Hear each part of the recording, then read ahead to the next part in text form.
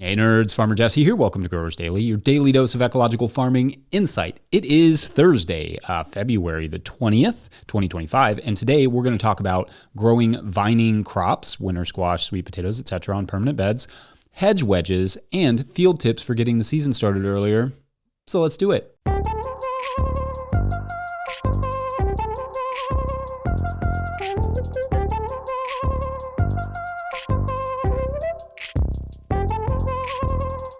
All right, well, welcome to Thursday, friends. Not a lot to report on my end, farm-wise. We got a little more snow yesterday, so that was fun. It's cold as all get out, but in my experience, this should be the last substantial cold snap of the winter. Certainly, we'll get a decent cold snap in March, probably some snow. Then we'll follow up with a few final frosts through April, and we're good to go. I'm all for it. Ready for this particular winter to be done and gone. I've said this before, but Kentucky is just not built for winter activity. We don't get enough snow to make the winter fun, but we get too cold to ignore the cold and just do normal stuff. People are super bummed about Kentucky Fried Chicken announcing this week that they are moving to Texas, but I'm kind of over here like, yeah, I get it. But they'll definitely miss us in the spring and the summer, so that's on them, which is right around the corner. So let's talk some farming stuff. Today, we're going to catch up on some Patreon questions. I don't want anyone going into their season with their January questions unanswered, so let's make sure to get some of those busted out. And Patreon members, please don't hesitate to get your questions in on the February, soon-to-be March show thread. All right, today's first Patreon question comes from Stefan R., who writes, quote, I have a market garden layout, 30-inch beds with 21-inch paths in North Georgia. Last season, I had only two 27-foot beds, but I built a third bed over the winter. We had success with sweet potatoes in one bed and butternut squash in the second bed. The problem was that the squash overtook the paths and even went into the next bed. I intended to build a fourth bed before spring, but now I'm wondering if I can build something more suitable for squash. I like the 30-inch beds because I can straddle them since they are on a 17 to 23%, that's percent, not degrees, slope across a steep hill. On the lower side of the soil and mulch are held up by 2x8 boards, so maybe a 50 or 60-inch wide bed for the squash. But how bad would that be with having to walk on the bed on the steep hill? Any suggestion from experience? End quote. All right. Thanks, Stefan. Great questions. And for the listeners, since that was a lot of numbers, Stefan's basic problem here is that they want to grow vining crops and are currently using the standard 30-inch bed, 75-centimeter beds on a slope, but is wondering if perhaps wider beds would make more sense for their goals and for keeping the crops from creeping into the next bed. So although the slope is relevant, we'll put a pin in that particular part of it for a second, because what Stefan is really asking about here is how to grow vining crops on permanent beds, and would wider beds be better? So no, even if those beds were like 60 inches, which would be 152 centimeters, the vines of, say, butternut squash are going to creep into the next bed over. Now, you may be able to fit more plants, like we grow 2 staggered rows of squash on our 48-inch beds, but they still creep. So no matter if you're on a slope or not, here's what to think about. First, to grow vining crops, your pathway management has to be on point. That means that you need to either have the pathways mulched or have them so rid of weeds that it won't be a problem as the crops grow over the pathways.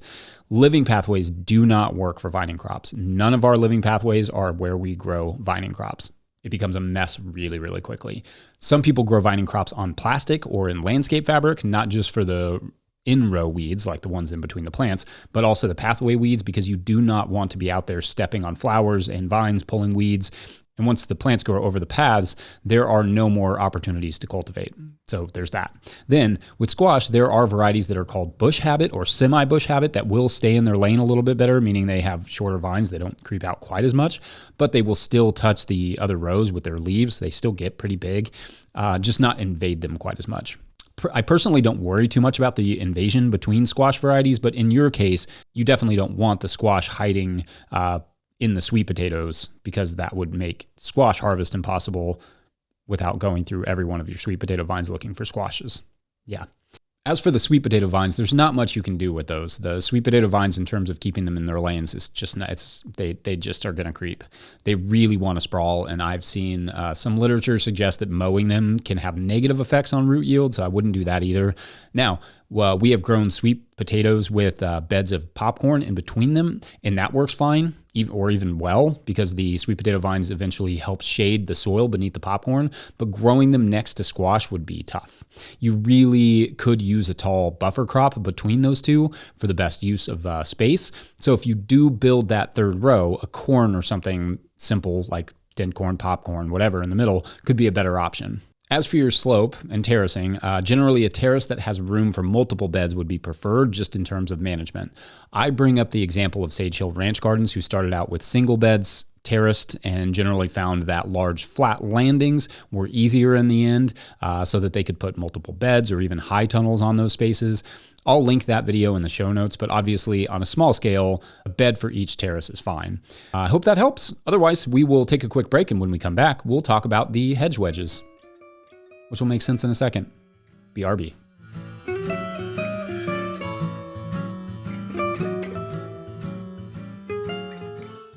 Today's episode of Growers Daily is brought to you by GrowSmart. Curious if your soil will be ready for planting this spring? GrowSmart can help you find out with their at-home soil tests. They'll ship it right to your door. Just send it back with your prepaid shipping and you'll have your lab results in just 2 business days. Their reports are simple with tailored seasonal recommendations for fertilizers and amendments. Order now at growsmart.com and use the code DAILY for 10% off. That's DAILY. Begin your soil prep now for a great spring with GrowSmart. All right, back to the show. If you, the listener, are enjoying this content, getting even a small amount of value from it, consider supporting our work over at patreon.com/no-till-growers. I will try to get to questions from everywhere the questions come in, but I will always get to your Patreon questions now. Today's Patreon question comes from Patreon member Amy Blankenship, who writes, quote, I enjoy the stock footage you have of your farm. I'm curious why you have those triangular beds and what you put in them. Also, how do you organize your footage to put your fingers on the perfect clip when you need it, end quote. Okay, so fun question, Amy. Thank you. So for those of you who are only podcast listeners, shouts to you. You all are a growing audience, and that is super cool to see. However, it is going to be a little bit hard to explain what Amy is referring to here. But essentially, I try to overlay some video clips on these podcasts so it's not all my face for 20 minutes. But also, in that footage, you can see drone shots of our farm where the beds are going in a few different directions. This is because we are on a bit of a slope. Some parts of the slope are steeper than other parts. So what I chose to do was to turn half the beds in a plot more downhill than others in that same plot. And the results of this is you get these kind of like awkward little triangles in between those two sections, which is actually somewhat common on farms like ours. Rarely is the farmland you find a perfect square or perfect rectangle, and oftentimes you will have to work with a random space that doesn't quite fit. This is especially true if you are hoping to standardize your bed lengths and widths, which you should be hoping to do that. You should do that. Having a bunch of different widths and lengths is a nightmare to deal with.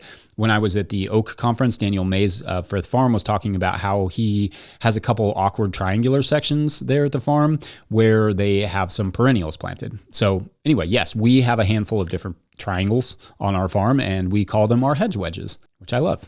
Up until this point, we have mostly used them for annual flowers like tithonia and sunflowers, along with some perennial herbs like thyme and sage and anise hyssop and bronze fennel, mostly just to call in butterflies and beneficials. We also have birdhouses there that mostly house sparrows and bluebirds and that sort of thing. So lots of birds like to land on them, which I want a lot of infrastructure for bird perching around the farm. Similar to how Daniel Mays has said he wanted a flowering perennial within 50 feet of every annual plant that he grows. I want that, but also I want a bird perch within 50 feet of every plant we grow. Now, however, we are starting to plant in some trees and shrubs like serviceberry and gumi and others for some diversity and fruit and such. I think the reason it took us so long to start doing that was largely the fact that we wanted to make sure we liked the beds where they were before we started planting perennials around them. I hear the phrase, the best time to plant a tree was 20 years ago, the next best time is today, or whatever, but I will only add the addendum that the best time to plant a tree is today, so long as you know that you are not going to have to rework that area and remove that tree in the next couple of years. Sometimes getting to know the property takes some time, especially here where the weather is erratic and the drainage in the soil is a lot harder to manage than it looked like on paper. In fact, there was one area that we had to move from being across the slope. All the beds were running across the slope. We had to turn all of those beds downhill just to deal with the drainage. which would have required us to get rid of some of the perennials that we had in that area if we'd put them there. But we didn't, because we were waiting to make sure everything worked out. We had messed up doing that sort of thing in the past on other farms. So that was a lesson we brought with us to this farm. Like, don't just go straight into perennial planting. Be like mindful about it, especially because perennial plants and native plants can be such a huge investment. It's worth taking the time to plan it out and prepare those areas, in my opinion.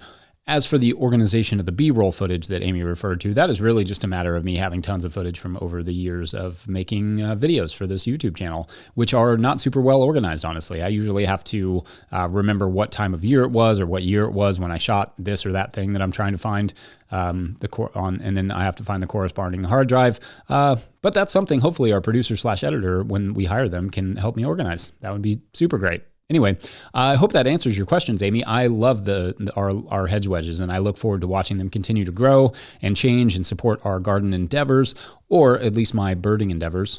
I love mason birds. All right. Thanks, as always, for the questions. We'll tackle more after the break. Be right back. Today's episode of Growers Daily is brought to you by Farmhand. I don't know about you, but I got into farming to be in the field growing food for my community, not creating elaborate pack lists, not writing newsletters or responding to emails, not designing and maintaining web stores, and etc. And I especially don't enjoy doing those things after an already full and fulfilling day of growing food. Actually, if I spent less time on my phone and behind the computer, that would be great. If only there were a solution for that. Enter Farmhand. Farmhand is the only all-in-one virtual assistant built by and for farmers. With one single platform, Farmhand enables you to offload your administrative tasks, send and manage communications, and sell more to your customers. Farmhand saves growers an average of 6 hours of administrative load each week. That's 6 hours so you can get back into the field, spend more time with friends or family, or have a life outside of the farm, which is actually a thing. Think about it. What would you do with an extra 6 hours a week? Sign up for a free trial with the link in the show notes, because now is the best time to dial in those systems for the next growing season. Follow the Farmhand link in the show notes to learn more. All right, back to the show. All right, our last Patreon question of the day is from Pierre and Lachance at Yellowbird Creek Restoration Farm, who writes, quote, "My question is for tips for early starts to the season. We are in Texas, home of Kentucky Fried Chicken, notably, and we can grow all year. But this year I plan to take July and August off to not have to fight the potential drought and heat. So I need to offset early growth in the fields. What are some tips you found work to plant early and protect the early plants against potential cold, or seeds to germinate in lower temperatures? Maybe good varieties for this purpose," end quote. Awesome. 'Tis the season for plant starting and trying to get a jump on things, and I'm all about it. Now, I can see that much of Texas is getting a slightly more tame version of the cold snap that we are right now, but you will be back into the 70s next week, and it's basically what we would consider maybe April here in Kentucky for you all. And so really there's a lot you can do right now. First, I should say that pushing the seasons is this business. For the home grower, whether you get your tomatoes 2 weeks earlier than everyone else doesn't really matter that much. In market farming, it's pretty much everything. Those 2 weeks could mean thousands of dollars in sales. And in fact, not just the more complex, warmer weather crops like tomatoes, it's also radishes and lettuce and basically any fresh vegetables. What we found is that radishes, for instance, are an easy sell if you're the first one to market with them. But in May, when everyone else has them, the sales take a massive nosedive. Mostly what we try to do is go early with a crop, then skip the main season of that crop, then come back when everyone else has moved on. Squash is a good example of this, where we will grow early squash, mow it as soon as it stops selling, like in June, and all the field growers dump theirs on the market. And then I replant it so that in 6 weeks or so, I'm the only one or one of the few people that have summer squashes. Or for tomatoes, I don't bother too much with early field tomatoes. We grow some just for our regular customers, but not for like a huge market. Instead, we try to be rolling into market with tomatoes in mid-August when everyone else's are blighting out. So anyway, I feel like I'm digressing a bit, but you get the idea. To get crops early, the greenhouse is a huge part of that. Obviously, it's your garden outside of your garden where the weather is on California time and things grow happily all the time. And so far this winter, I've covered a lot on the greenhouse stuff and that sort of thing recently. So let's talk a little bit more about prepping the fields and protecting the crops once they go in.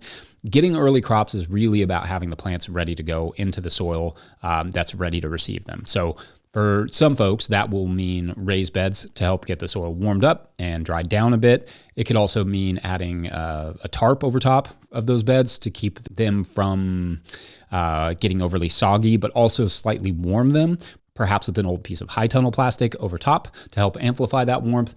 Of course, things like high tunnels and cat tunnels can definitely come in handy, even or maybe especially in warm climates. Alternatively to giant sheets of plastic, and albeit still petroleum-based products, but row covers can help warm soil as well. I like the AG30 or 0.9 ounce weight personally. It's robust enough to not rip in like your average wind, but not so thick that the shade slows the growth too much. There are thicker covers than that, which are good for the deep winter, but you probably overkill for you.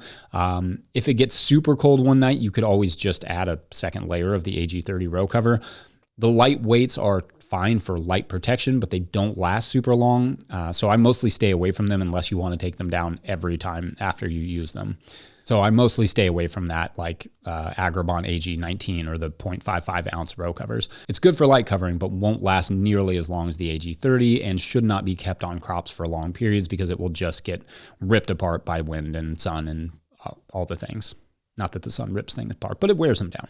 You can add row covers to crops you have just seeded or planted, but also you can cover beds you plan to seed or plant soon just to warm that area up slightly for when you do plant.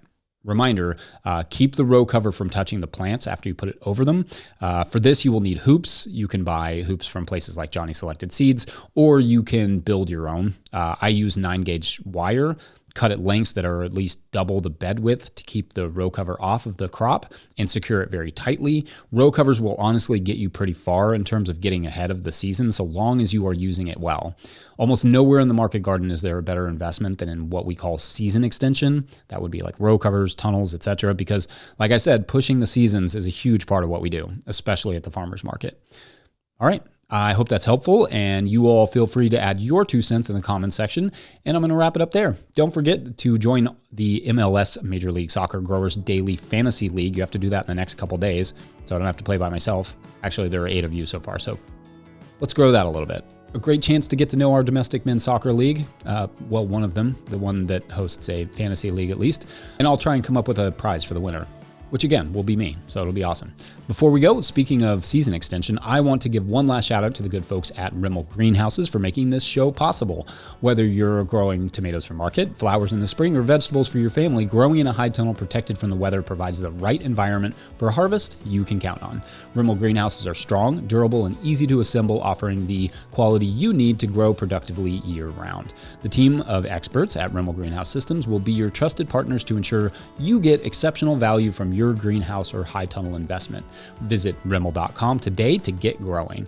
Big thanks to all of our show sponsors. Huge shouts to Willie Breeding for the theme music and the team at No-Till Growers for their support. Also, shouts to Epidemic Sound for the background music.